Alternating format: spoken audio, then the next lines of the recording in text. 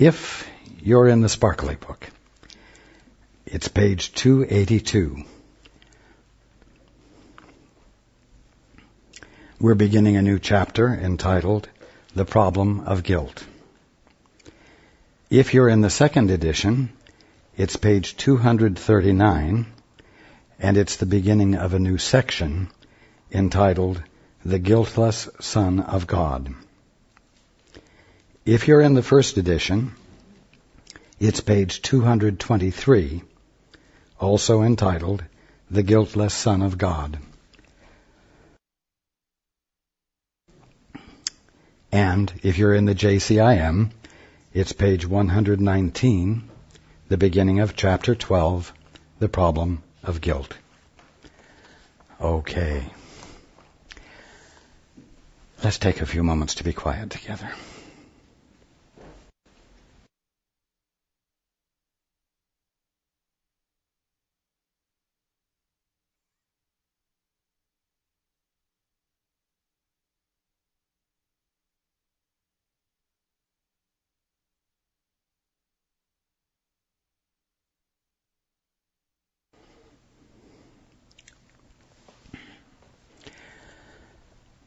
Okay.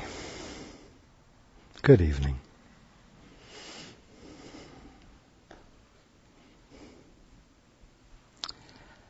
And welcome to everyone who's joining us on the internet.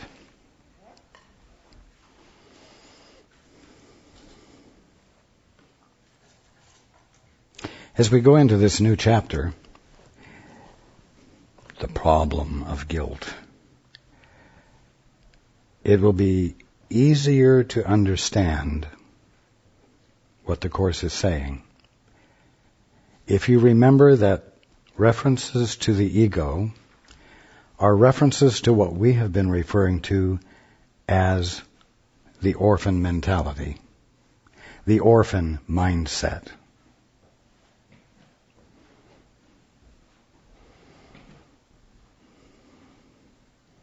The orphan mindset has a basic premise, and that is that it, the orphan,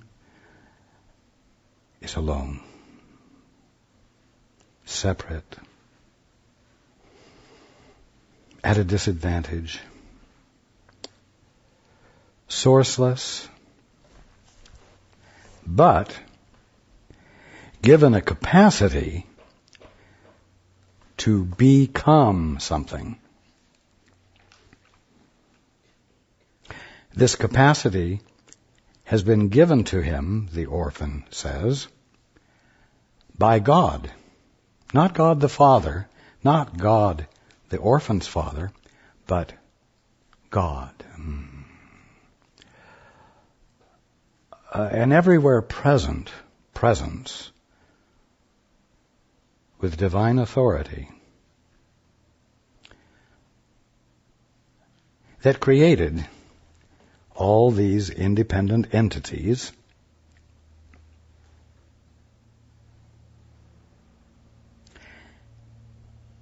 and gave these independent entities the capacity to become outrageously successful in every independent endeavor that entity seeks to fulfill.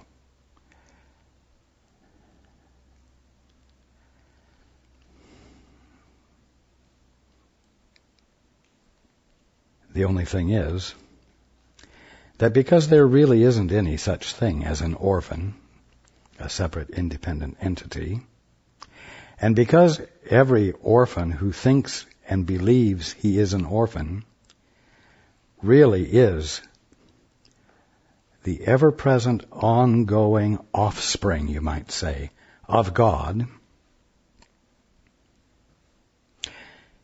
he's living his life in constant denial of the truth about himself. And therefore, he's in a constant state of self-denial. And that is uncomfortable.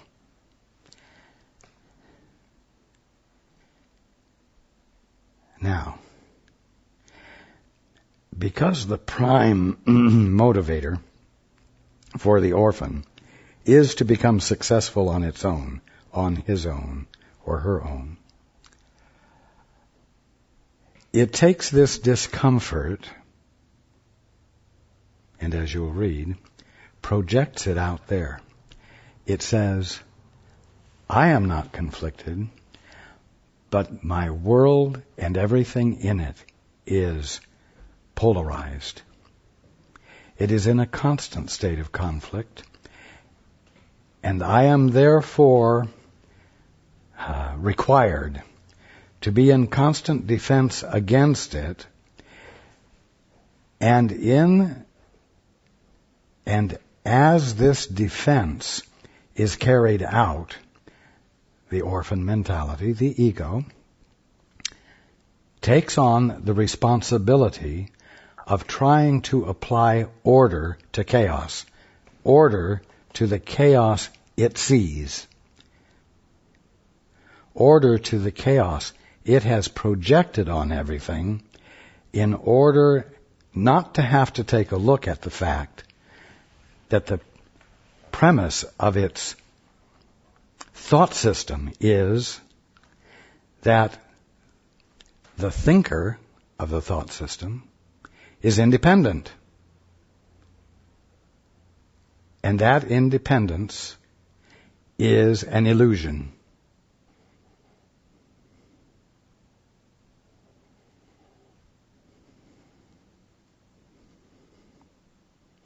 That's what the ego is. It makes a little bit more sense when you understand that it's a mindset you are employing, not a fact, not an actuality, but a creative, imaginative mindset that you are employing to the exclusion of your conscious awareness of who and what you divinely are.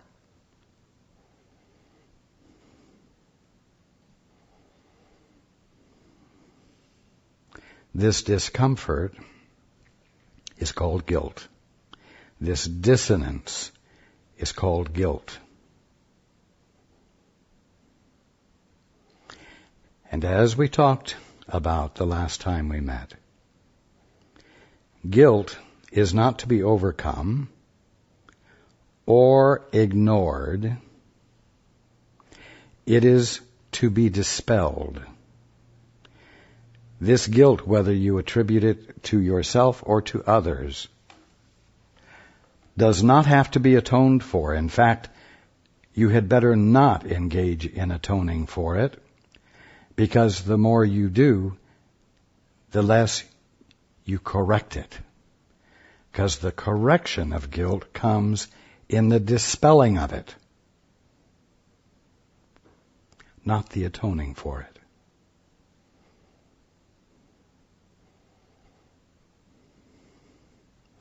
And you dispel guilt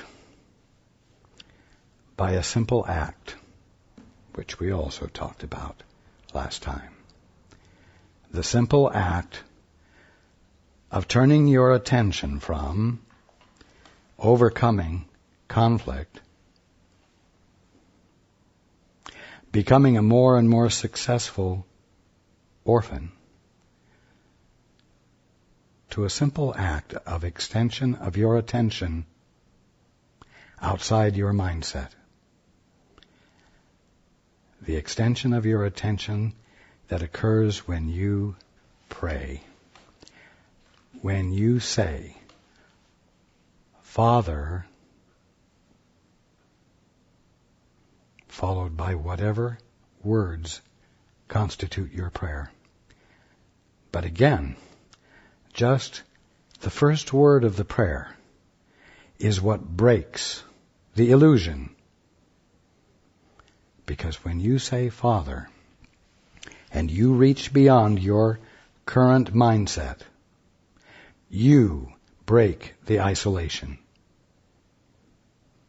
You break the isolation. And when you allow yourself to feel the influx of the Father's response,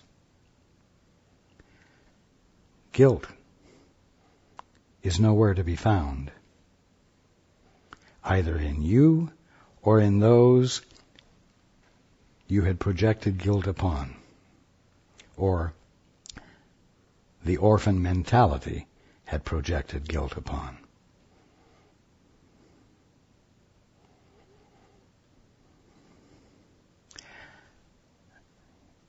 Keep in mind the word dispel, because it is the only relevant word. It is the only word relevant to the word guilt.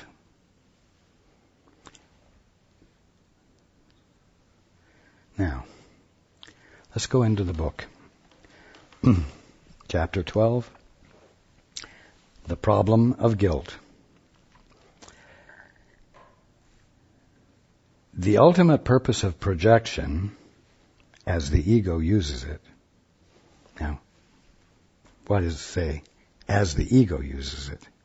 It says that because projection is the movement of being with a capital B. God, in the act of being mind, fully conscious of all that He is engaged in projection, and it is called creation.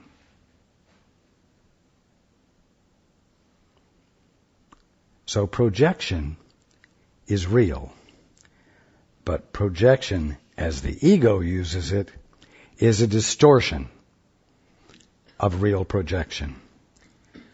So the ultimate purpose of projection, as the ego uses it, is always to get rid of guilt. Get it away from me. I'm not guilty. I'm not guilty, you see. I'm not responsible for this discomfort I'm feeling.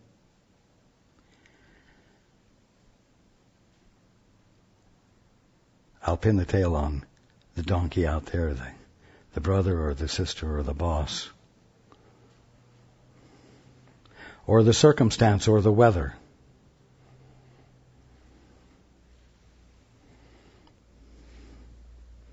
Get it away from me and leave me free. And mind you, this should sound totally egotistical. And leave me free to bring the gifts that God has given me in His creation of me as a separate individuality to express intelligence and reason and a focused expression of will in a way that coerces the chaos that is going on into order. Wow. What a thing if it could be done. What a success if through the use of independent will, this ego, this orphan, could actually coerce everything that is of the nature of chaos into order. But of course, such a humongous task, successfully completed, would have to be the sort of proof needed to demonstrate what the orphan has determined God created him for. God wouldn't create him for a pissant, little, inconsequential accomplishment. Why? Well, that wouldn't be very ego-satisfying, would it? No.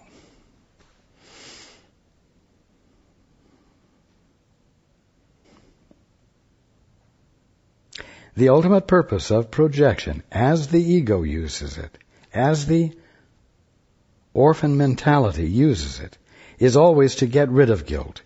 Yet characteristically, the ego, the orphan mentality, attempts to get rid of guilt from its viewpoint only.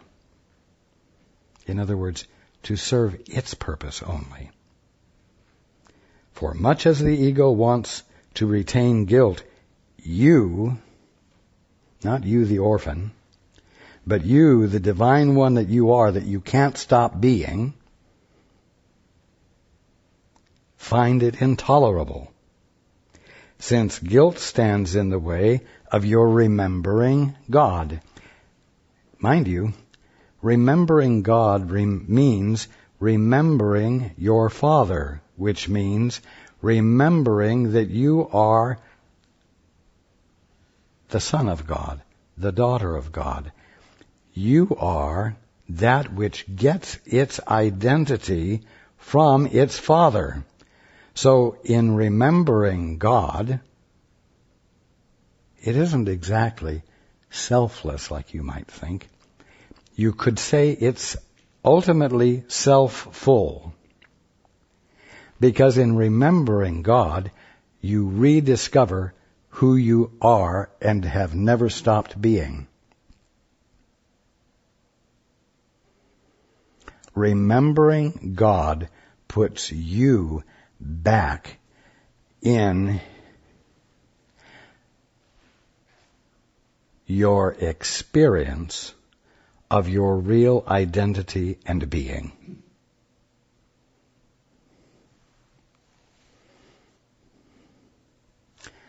It's not this little orphan down on its knees, getting about as small as it can get, taking up as little space as it can take up, reaching up to this beneficent other called God,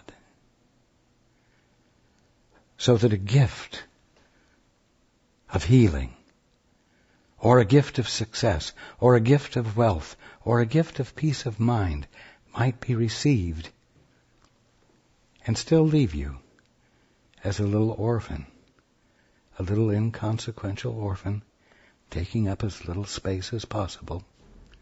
You see? No. Remembering God means remembering that which brings you back into your full stature as the son or daughter of God, the Christ. That's what it means.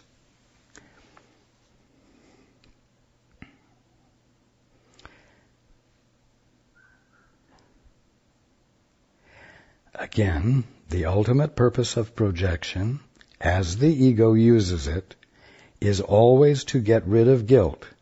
Yet characteristically, the ego attempts to get rid of guilt from its viewpoint only. For much as the ego wants to retain guilt, you find it intolerable, since guilt stands in the way of your remembering God, whose pull is so strong that you cannot resist it.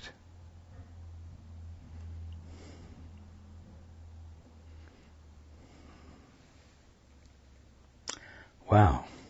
If it is so strong that you cannot resist it,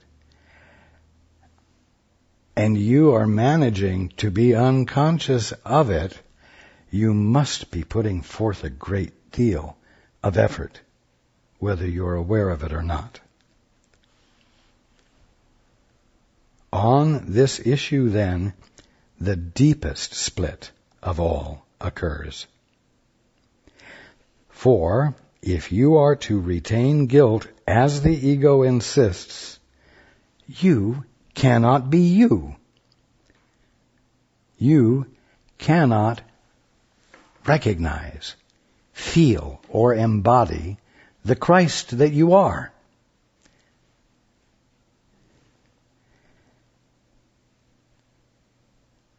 Only by persuading you that it, the ego, is you, only persuading you that you are an orphan, could the ego possibly induce you to project guilt instead of dispelling it, and thereby keep it in your mind. you see. If you project it, and you believe your projection, you feel clean. And yet, all the projection has done is fooled you into believing that it isn't there when it's still there, because you still think you're an orphan. And as long as you insist that you are an orphan, you cannot be comfortable because you are engaged in denying yourself.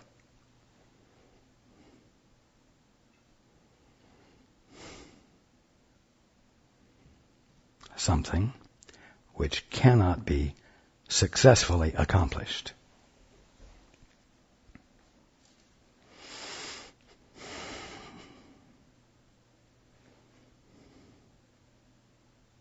Yet, consider how strange a solution the ego's arrangement is.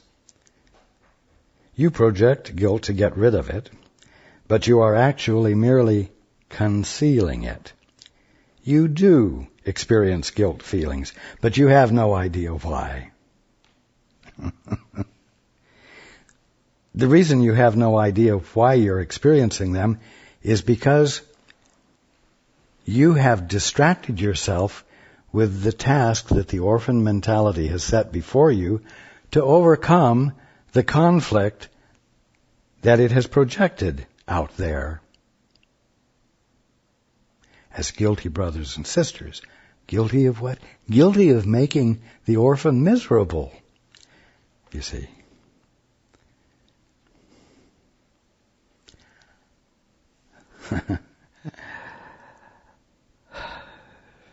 You do experience guilt feelings, but you have no idea why. On the contrary, you associate them with a weird, good word, with a weird assortment of ego ideals, which the ego claims you have failed.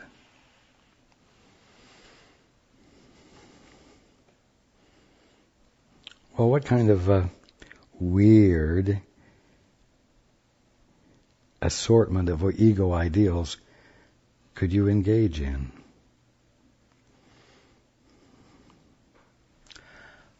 Well, you could engage in an attempt to succeed in the world of orphans without ever cooperating with them, even through mutual agreements.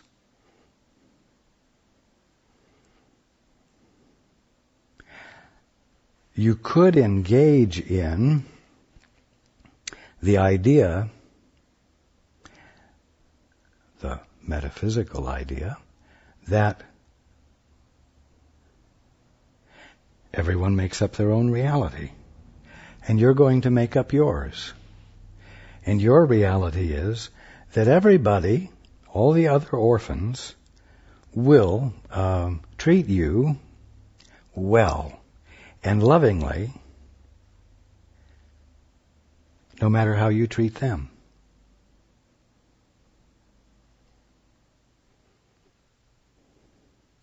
Or you could have the weird idea that if you do indeed abide by all of the mutual agreements that the orphans have come to as to how things work and how to have them be smooth and pleasant,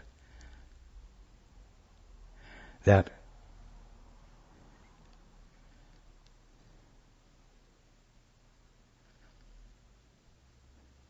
after abiding by those rules, you will have no problems. That's a weird idea. You know why?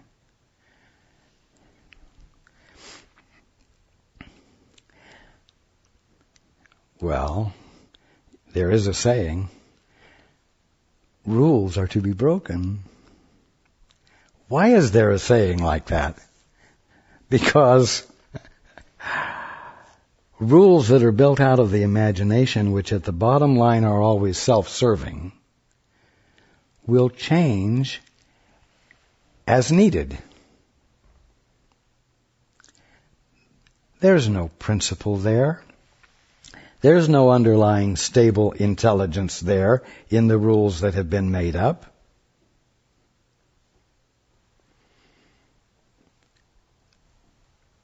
You've heard of people working their whole life for a company.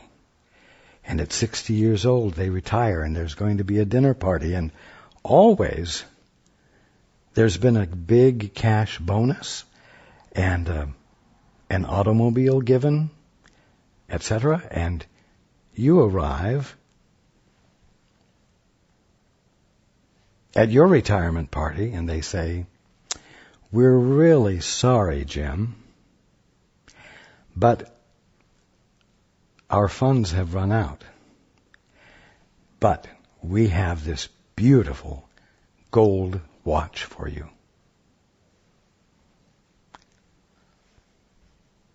What happened?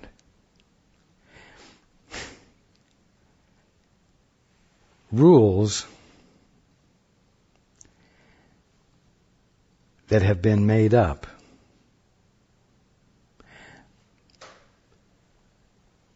by that which is a figment of the imagination, by many figments of the imagination, have no underlying principle behind them. And so the rules will change. The rules can be no more stable than the figment of the imagination that made them up.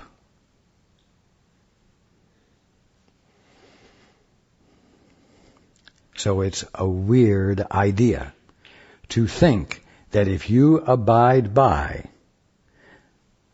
the general consensus of orphans, that you will inevitably end up having success. Because, of course, that's the reason the rules were set up. Well, that's the reason the rules were set up when they were set up. But what are the circumstances today? Depending upon what the circumstances are today and what the vulnerabilities are that the orphans are experiencing, the rules will change.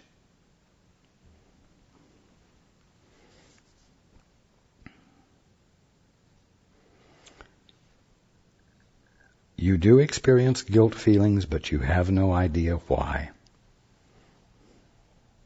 And the reason why is because you've misidentified yourself. On the contrary, you associate them with a weird assortment of ego ideals which the ego claims you have failed. Well, sir, you would have gotten something more than a gold watch if we had not discovered that back in 1945, you violated one of our basic laws and had an affair with one of the secretaries, and that disqualified you.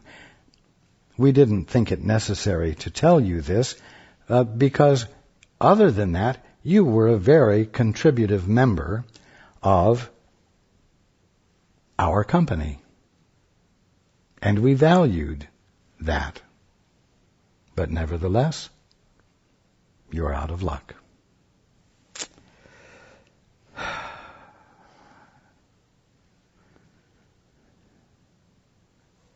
Someone else has a weird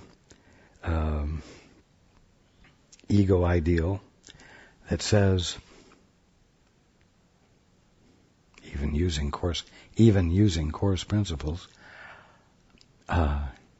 it's your function with a capital F. It's your divine function to express unconditional love. And therefore, even though I have abused you, you have no right to be distressed with me. It's your function to continue to love me and feel no hurt and feel no distress in spite of the way I insist on behaving.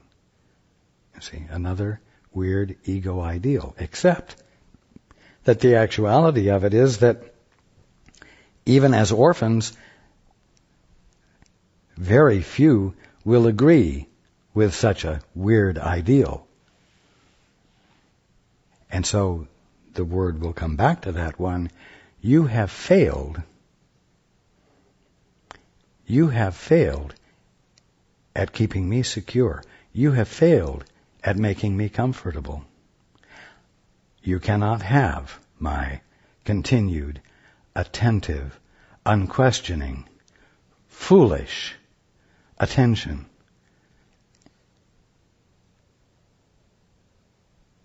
That never says stop, you see. And so that one says, well, you're being unfair, you see. You're breaking the rules. There are all kinds of weird ego ideals with which the ego can claim you have failed at. Yet, now here we're going to talk about the truth, you have no idea that you are failing the Son of God by seeing him as guilty. Whether that Son of God that you're seeing as guilty is yourself or another. And how are you failing the Son of God? The most important Son of God, you. You are failing the most important Son of God, you, by neglecting to say, Father, you see, and restore yourself to your birthright, in which no guilt exists, in which no orphan exists, in which no mutual agreements between orphans exists, because there never was an orphan. Because you always were the son or daughter of God, the Christ.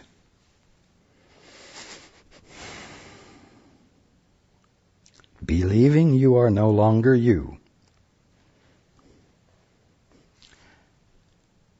In other words, believing you, the Christ, are no longer the Christ, but a bona fide, genuine orphan, you do not realize that you are failing yourself.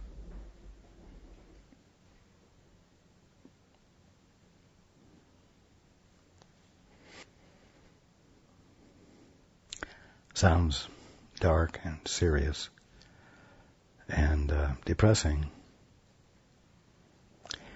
But only if you're still insisting on thinking of yourself as an orphan who's doing all these bad things and therefore deserves to feel guilty. But remember the important word relative to guilt, dispel. The answer is simple. All you have to do is dispel the guilt. Not cope with it, not react to it, not overcome it, not get better at being an orphan so that you won't feel guilt, but by remembering who you are, by remembering your Father, and inviting your Father back into, for lack of better words, the equation. Crucifixion by guilt is the next subheading. The darkest of your hidden cornerstones holds your belief in guilt from your awareness. For in that dark and secret place is the realization that you have betrayed God's Son by condemning him to death. Strong words again. But as I said before, if as you sit here or if as you listen, you do not identify yourself right now as the son or daughter of God, the innocent Christ, the full-blown expression of all that God is being right there where you are, then you have hidden the Christ that you are from yourself.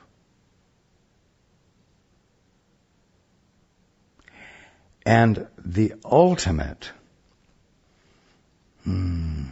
effect of such denial is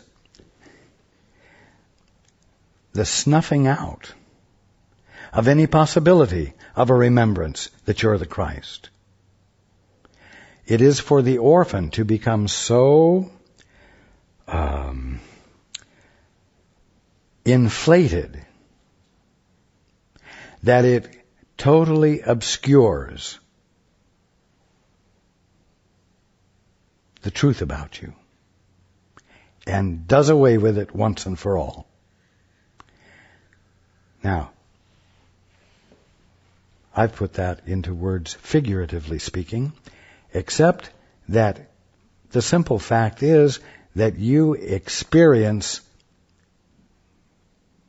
even though they are illusory experiences, you experience this effort to do away with the Christ as your own physical and mental illnesses. And physically, you walk one foot in front of the other into your grave, and although you don't like the idea, you don't object to it. You don't object to it by doing what will effect your release. Oh, yes. Research is done for better and better drugs, and your doctors develop more and more skills to try to overcome death manually. Can I put it that way?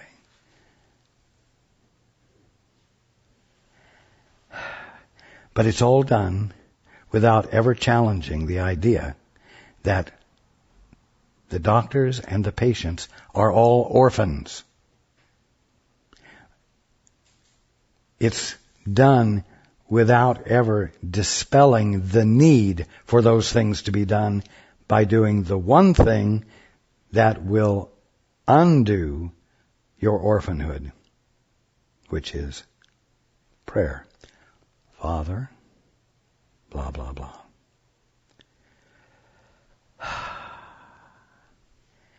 So, figuratively speaking, the orphan mentality has as its desire to become so inflated that it absolutely, totally, and completely obscures what you really are and annihilates it by being such an inflated presence that there is not room for any vestige of the truth about you to remain, to be rediscovered. That's the figurative. The literal is what you watch every day. Sin, disease, death.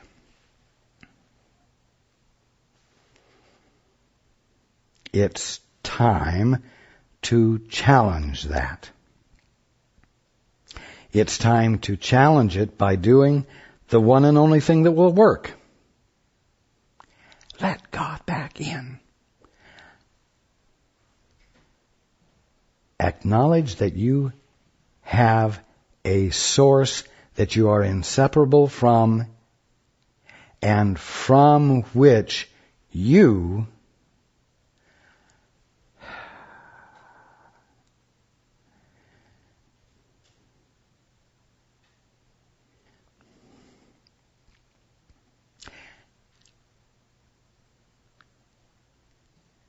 get your existence. You are utterly dependent upon that which is being you right now. And you have no capacity to be in any way, shape, or form truly all by yourself.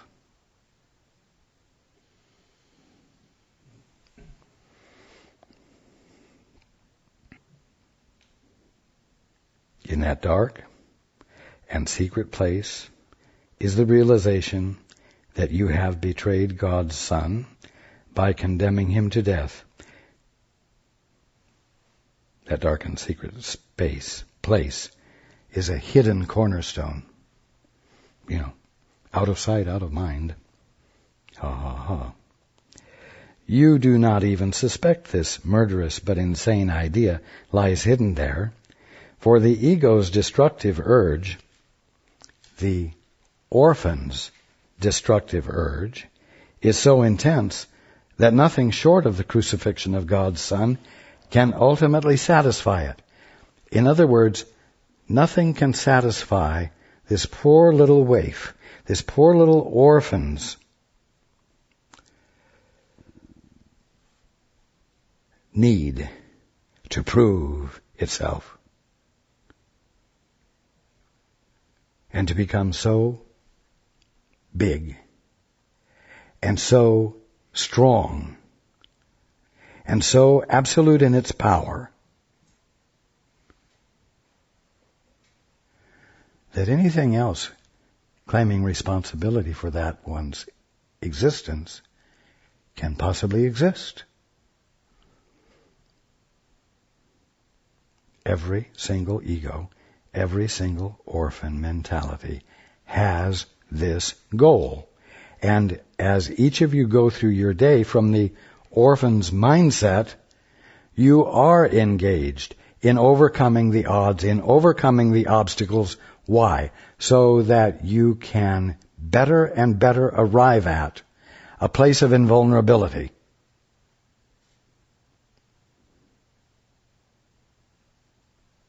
And to be godlike.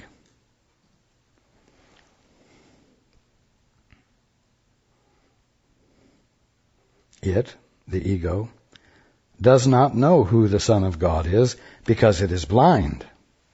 Oh yes, and boy, does it work to keep its blinders on.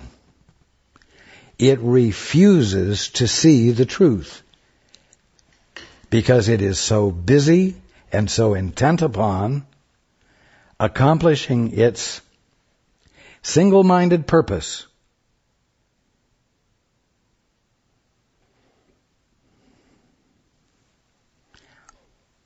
Power. Power equal to every need.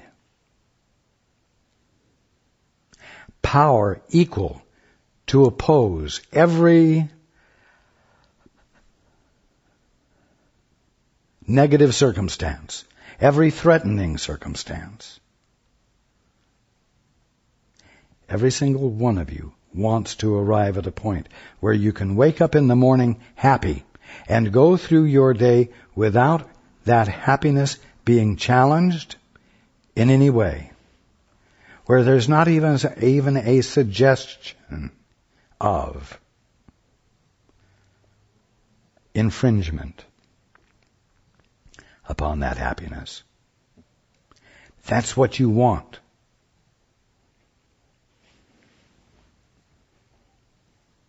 And so you use every means you have available to you as an orphan to achieve that goal.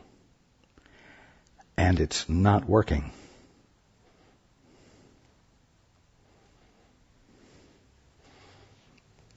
And one of the more recent sayings is that stupidity is the continued attempt to do what doesn't work.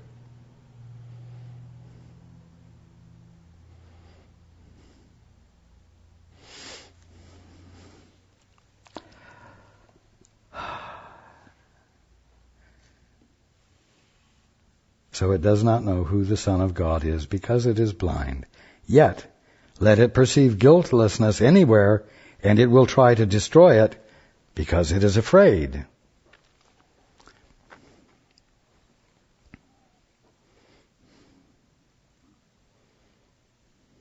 Here's the explanation.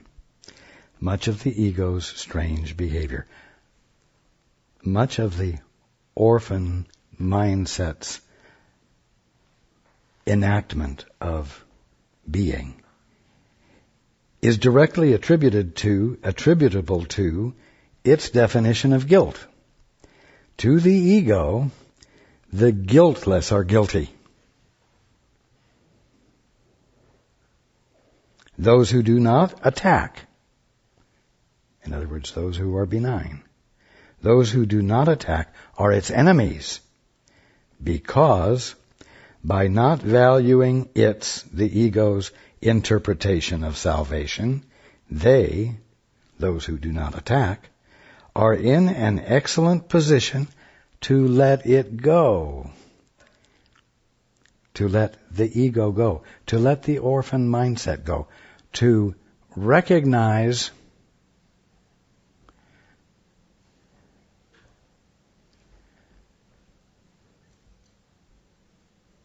clearly that the ego mindset is a fabrication and not actual, and therefore not worthy of validation. Listen again. Much of the ego's strange behavior is directly attributable to its definition of guilt. To the ego, the guiltless are guilty. Those who do not attack are its enemies, because by not valuing the ego's interpretation of salvation, they, those who do not attack, are in an excellent position to disregard the orphan mentality, or disregard the ego. They are in an excellent position to let it go. They have approached the darkest and deepest cornerstone in the ego's foundation, and while the ego can withstand your raising all else to question, it guards this one secret with its life, for its existence does depend on keeping this secret. What secret?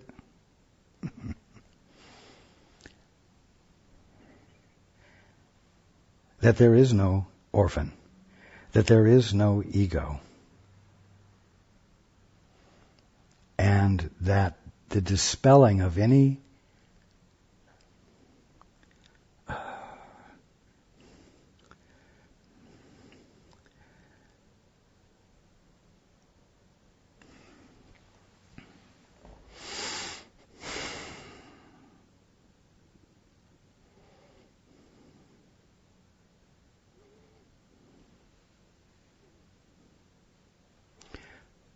representation the ego puts forth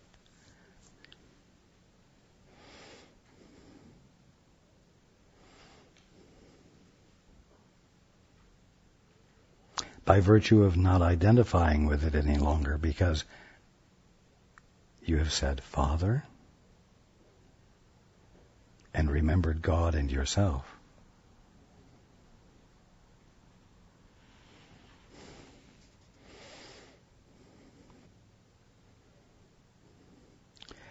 Whatever threatens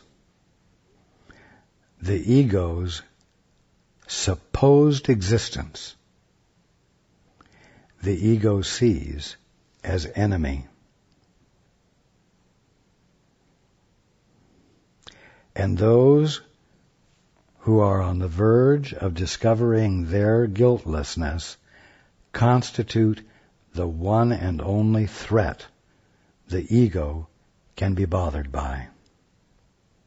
Why? Because when you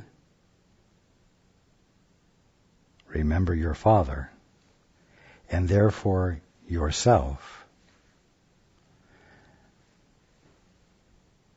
you will disregard the ego. And as I've said over and over again, the only thing the ego cannot protect itself against, cannot defend itself against, is disregard. I'll tell you something. Orphans need an audience.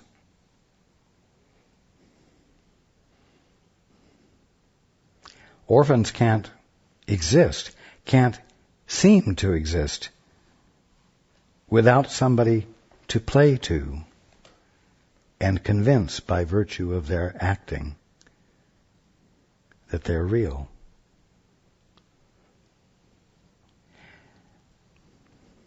In effect, when you turn to the Father, you cease engaging in giving attention to the orphan mindset and the sense of self you had gathered from it before you turned your attention to the Father and leaned into Him and became dependent upon Him. Re-establishing consciously a forever partnership.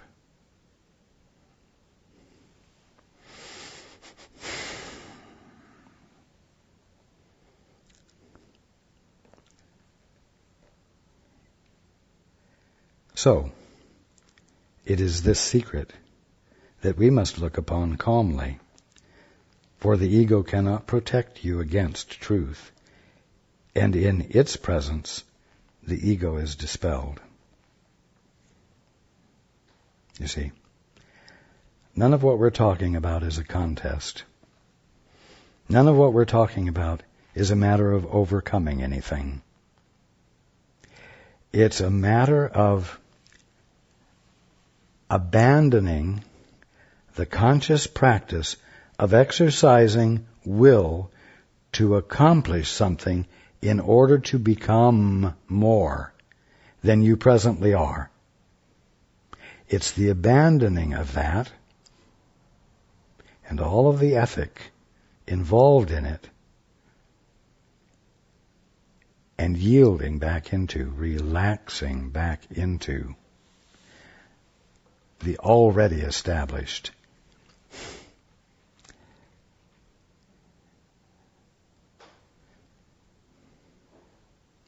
way things work.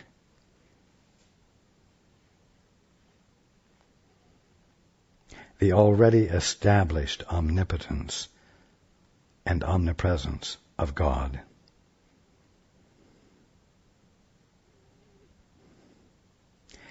That will be your experience when you stop fighting against it by trying to accomplish a preference you have different from the movement of creation itself.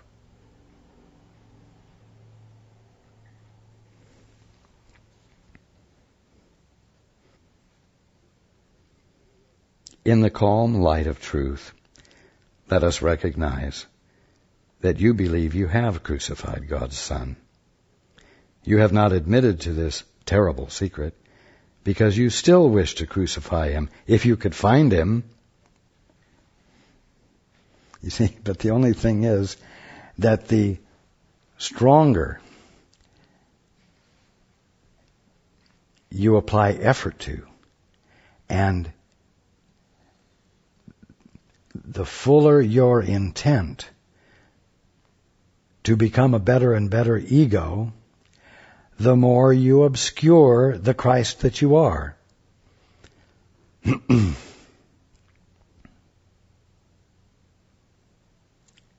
And so you could say that the closer you become in your belief to having what it takes to kill the Christ, the more you have obscured the Christ from yourself so that you can't find it.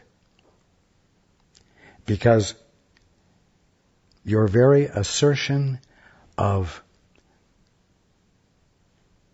being a successful ego is exactly what obscures what you would try to find and kill if you could.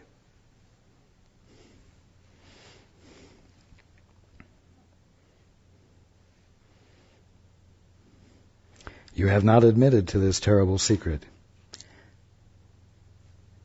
because you still wish to crucify Him if you could find Him.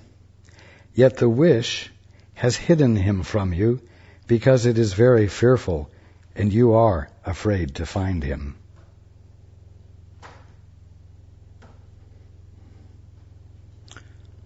You, the orphan, are afraid to find Him. Why? Because if you find the Christ, you know that it will be the end of your orphanhood. It will be the end of your incompetence that God has given you the right and the skill to overcome and therefore prove your worth.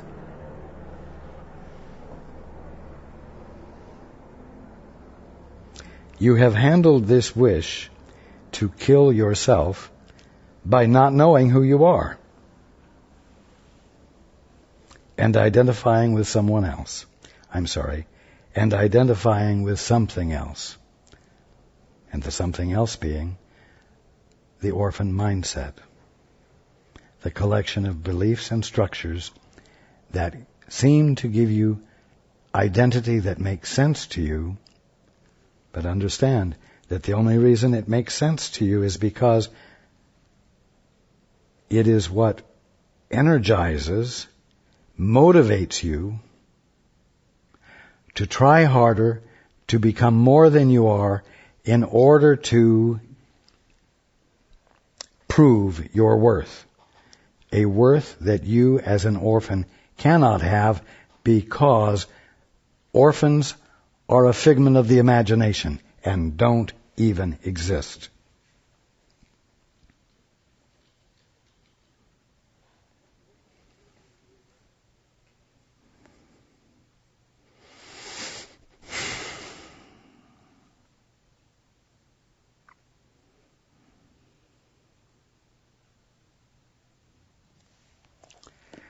Now, let's stand back for a moment. Because when we read this, it's a very awful description, or it can be interpreted to be a very awful description of you. A description that could cause you to throw the book through a plate glass window, because it's so intolerable.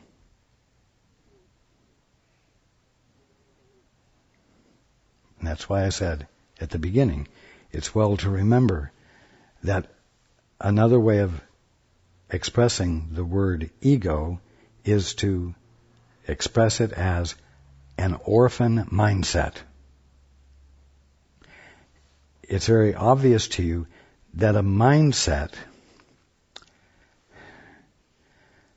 doesn't encompass all of you. You can actually have 2 or 3 mindsets.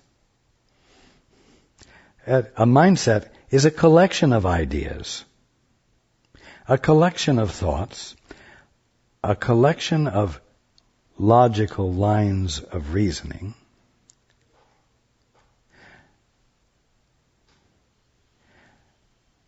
which seems substantial to you and worthy of your commitment. But you can have many collections of ideas and thoughts and commitments. When you see that the ego, which has as its intent the crucifixion of the Christ, of God's Son, when you see that that is just a mindset and not the totality of what you are, you can see that it's something you can abandon.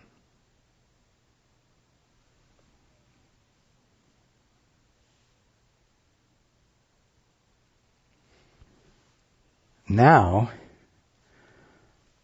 it isn't that you have awful, destructive, malicious thoughts and motives that it would be hard for you not to feel guilty for, and that it would be hard for you not to feel that you must pay a penalty for. You can see that all of it is part of the structure of a mindset that isn't the totality of you, which you can discard.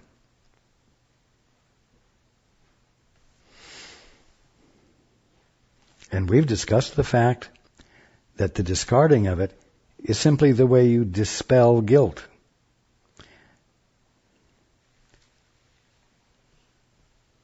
You are not required to do penance for being something you could not be, really. You cannot be required to suffer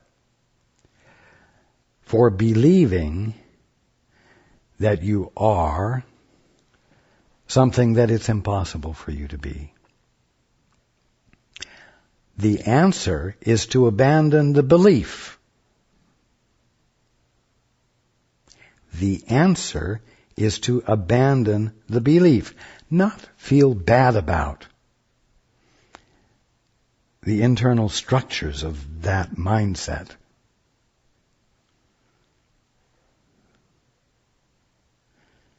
It isn't that you thought, I want to kill the Christ of me.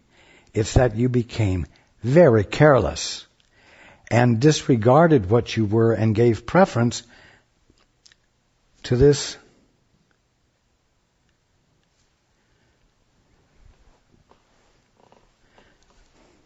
Paul's squirming because of the word.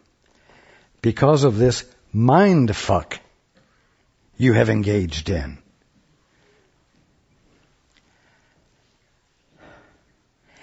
The answer is simply to abandon it. You have fooled yourself into a frame of mind in which everything is so distorted that you're caught by it, you're attracted by it, and you're compelled to attempt to cope with it, and in coping with it, prove that you are worthwhile. When the whole thing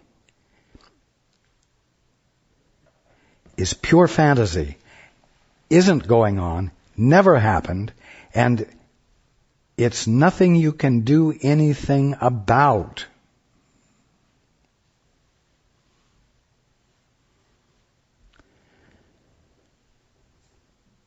But as long as you are attracted to it, as long as you are addicted to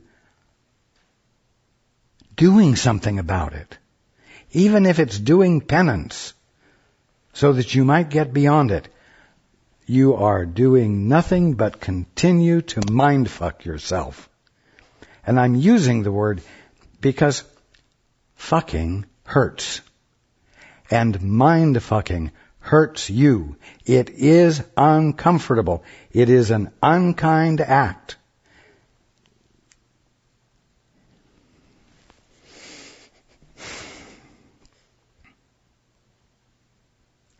And to be caught in the belief that you must hang in that mindset and suffer or do penance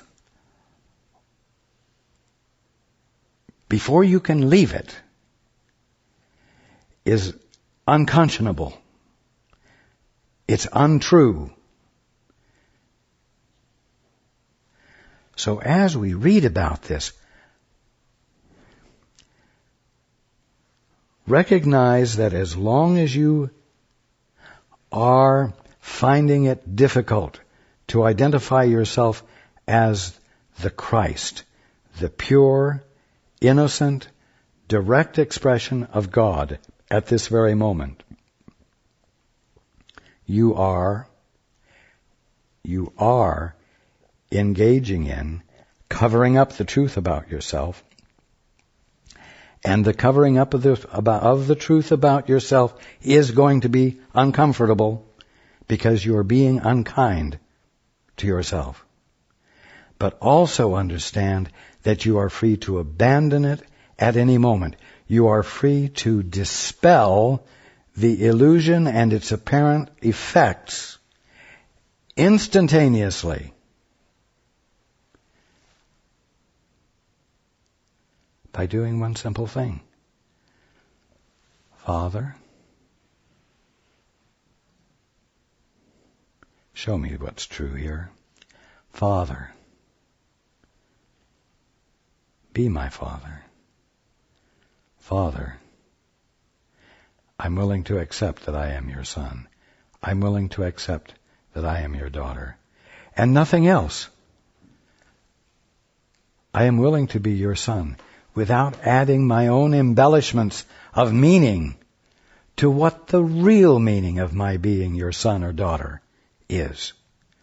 I am willing to abandon the willfulness it takes to try to stand at odds with the fullness of your expression of yourself as me by wanting to add a little bit more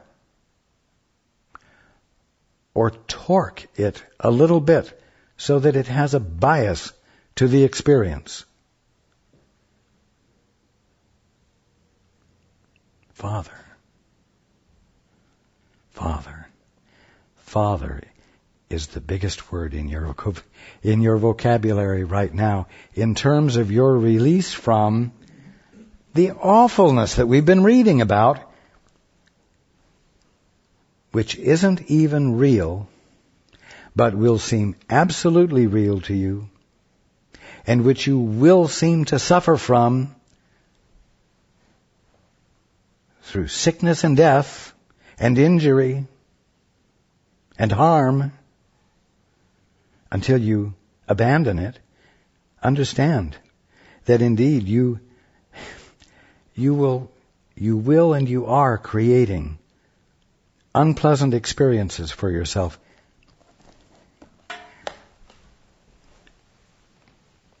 But they aren't any more real than their author. They aren't any more real than the orphan that you believe you are.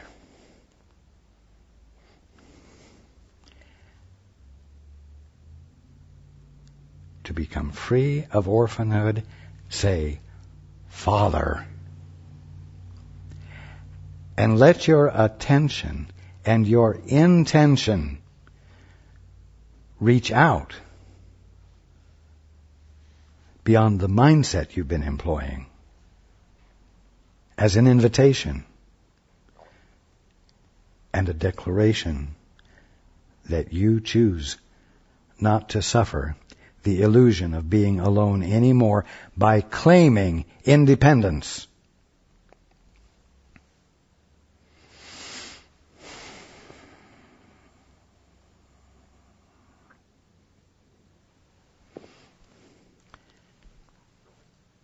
You and you and you and you and every one of you watching, and you and you and you and you and you and you are right now nothing more and nothing less than God appearing. God being all there is. And God is not being himself tiny like you seem to be experiencing yourself at the moment. God is being himself in his wholeness, and that wholeness is your birthright to be experiencing right now. I'm going to put it this way, the experience is occurring right now. It's not waiting for you after you have refined yourself into it. It is occurring right now.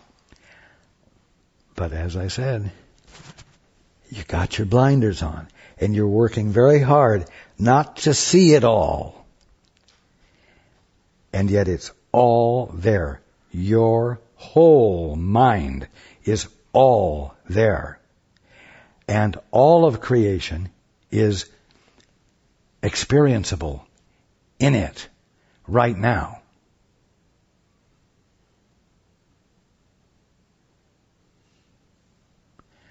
Just say, Father,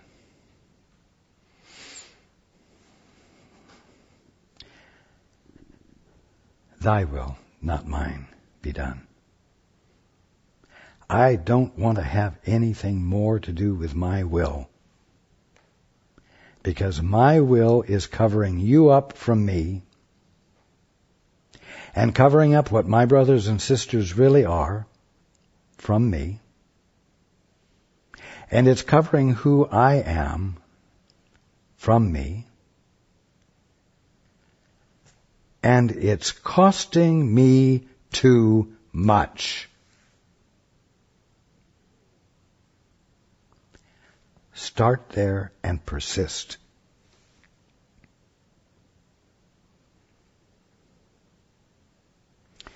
We don't have to get through this whole book in order for you to wake up.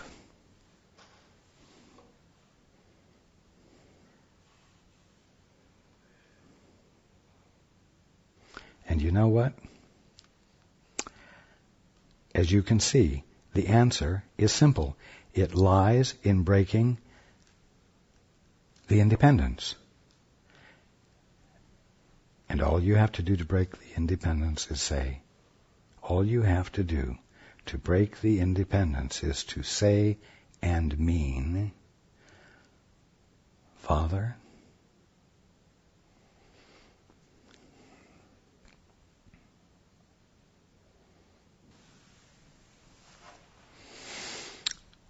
I love you all.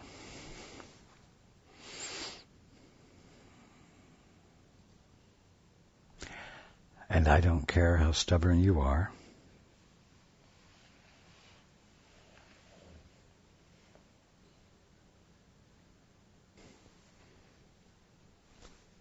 I remain with you.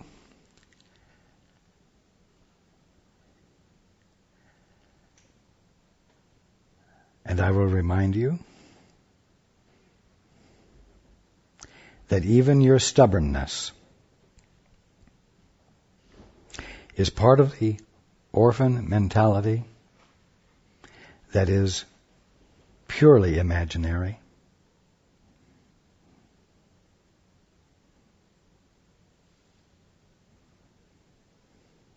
And therefore does not absolutely govern you or your experience.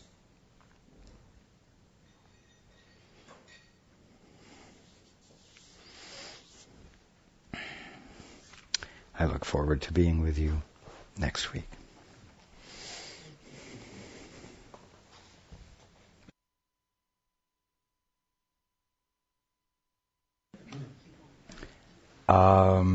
Clarification. I look forward to being with you next week in this fashion,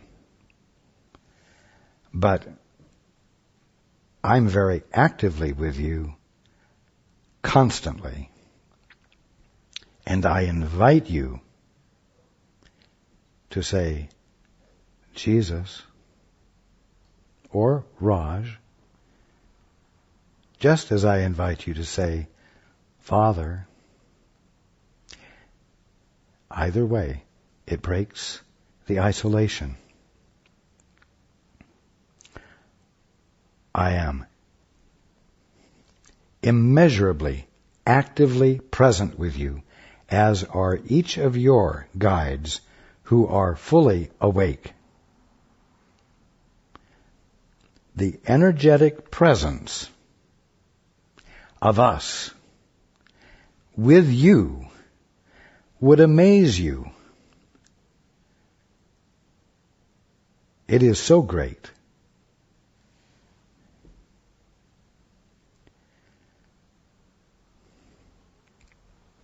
Invite us in. And when you find you've started to think and excluded us, don't kick yourself in the ass. Just say again, Father, Raj. Do it over and over. That's what will begin to undo the habit, the addiction to thinking. Thinking causes you not to experience the presence of mind. You've heard the phrase, in a trying circumstance. Well, he had the presence of mind to take hold of the situation and handle it well. Don't miss the presence of mind that is yours.